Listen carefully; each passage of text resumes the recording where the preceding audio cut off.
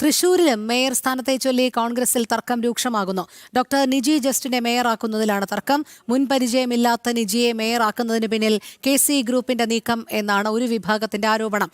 അനുഭവ പരിചയമുള്ള ലാലി വിൻസെന്റിനെയും സുബി ബാബുവിനെയും തഴഞ്ഞതിലും പ്രതിഷേധം ശക്തമാണ്. സംഭവത്തിൽ നേതൃത്വത്തിന് പരാതി നൽകാനുള്ള നീക്കത്തിലാണ് ഒരു വിഭാഗം കൌൺസിലർമാർ. സാനു കെ സജീവ് ചേരുന്നു. സാനു, കൊച്ചിയെ കൂടാതെ തൃശൂരിലും ഇപ്പോൾ മേയർ സ്ഥാനത്തെ ചൊല്ലി കോൺഗ്രസിനുള്ളിൽ തർക്കം രൂക്ഷമാകുന്നു എന്നാണോ മനസ്സിലാക്കാൻ കഴിയുന്നത്?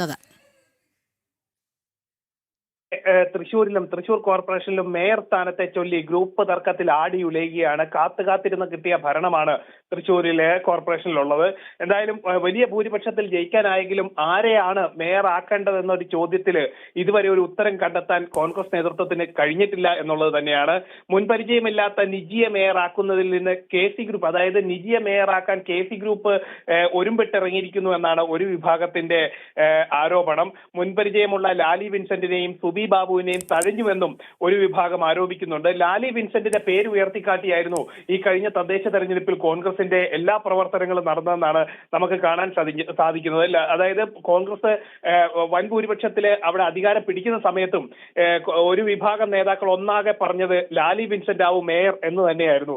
ഇതിനിടയിലാണ് നിജി എന്നൊരു പേര്, ഡോക്ടർ നിജി ജസ്റ്റിന്റെ പേര് ഉയർന്നു വരുന്നത്. ഇപ്പോൾ നിജി ജസ്റ്റിനെ പേര് ഉയർന്നു വന്നതിനെതിരെയാണ് വലിയൊരു പ്രതിഷേധം, അല്ലെ പാർട്ടിക്കുള്ളിൽ തന്നെ വലിയൊരു അമർഷം ഉണ്ടായിരിക്കുന്നത്. KC ഗ്രൂപ്പ് ഇതിന് നിജിക്ക് വേണ്ടി കടുംപിടുത്തത്തിലാണ് എന്നാണ് നമുക്ക് മനസ്സിലാക്കാൻ സാധിക്കുന്നത്. മേയർ ആരാണെന്നുള്ള പ്രഖ്യാപനം വരാൻ മണിക്കൂറുകൾ മാത്രം ശേഷിക്കുകയാണ്. തൃശ്ശൂരില് ഈ ഒരു ഗ്രൂപ്പിന്റെ വടംവലിയിൽ ആരാവും മേയർ എന്നുള്ള ഒരു പ്രഖ്യാപനം പോലും നടത്താനായിട്ട് നേതൃത്വത്തിന് സാധിക്കാത്ത നിലയിലേക്ക് കാര്യങ്ങൾ പോകുന്നത്. എന്തായാലും പരാതി നൽകാൻ ഒരുങ്ങുകയാണ് ഒരു വിഭാഗം കൗൺസിലർമാരും ഒപ്പം തന്നെ കോൺഗ്രസിലെ ഒരു വിഭാഗം നേതാക്കളും.